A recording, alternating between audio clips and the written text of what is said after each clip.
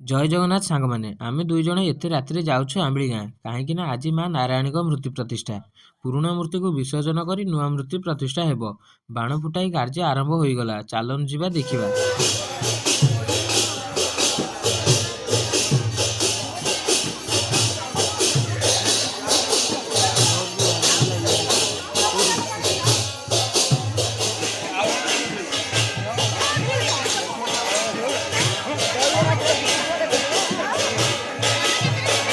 ମୋର ନୁହଁ, ବାହାର ପିଲାଙ୍କର।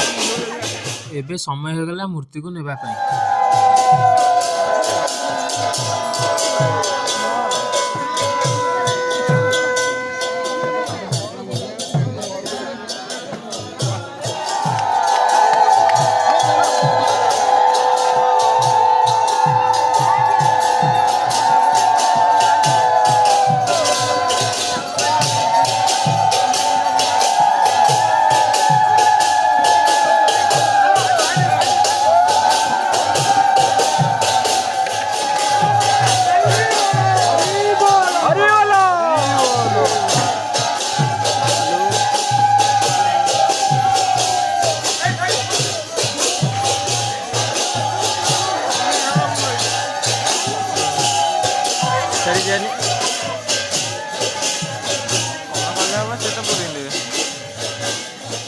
ଶେଷରେ ପ୍ରସାଦ ସେବନ କରି ଆମେ ଚାଲିଲୁ ଘରକୁ। ରଖୁଛି, ବାଏ।